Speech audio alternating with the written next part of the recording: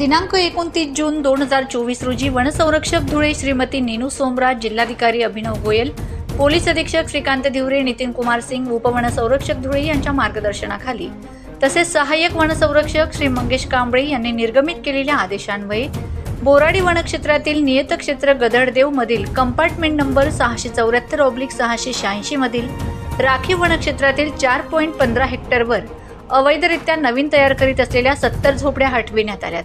सदर अतिक्रमण निष्कासित करतेवेळी उपवनसंरक्षक नितीन कुमार सिंग, विभागीय वन अधिकारी राजेंद्र सदगीर, उपविभागीय पोलीस अधिकारी भागवत सोनवणे, सहाय्यक वनसंरक्षक मंगेश कांबळे, पोलीस निरीक्षक जयपाल हिरे, बीबी थोरात, दीपक पाटील, किरण गिरवले व नायब तहसीलदार अधिकार पेंढारकर यांनी अतिक्रमणधारकांशी चर्चा करून सदरील अतिक्रमण स्वतःहून काढण्याच्या सूचना केल्यात.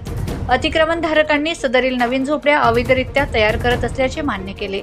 अतिक्रमणधारकांनी त्यांचे मौल्यवान साहित्य स्वतःहून काढून घेतल्यानंतर वन विभागातील कर्मचाऱ्यांनी जेसीबीच्या मदतीने झोपड्यांचा सांगाडा काढून घेतला व लाकडाच्या दांड्याचा मुद्देमाल जप्त केला. सदर अतिक्रमण काढतेवेळी धुळे वन विभागातील 7 वनपरिक्षेत्र अधिकारी व 120 कर्मचारी तसेच धुळे पोलीस दलातील 22 अधिकारी व 215 पोलीस कर्मचारी, 4 QRT टीम, SRPF तुकडी, दामिनी पथक तसेच महसूल विभागाकडून मंडळ अधिकारी, तलाठी हजर होते. माझा खानदेश न्यूज ब्युरो, शिरपूर.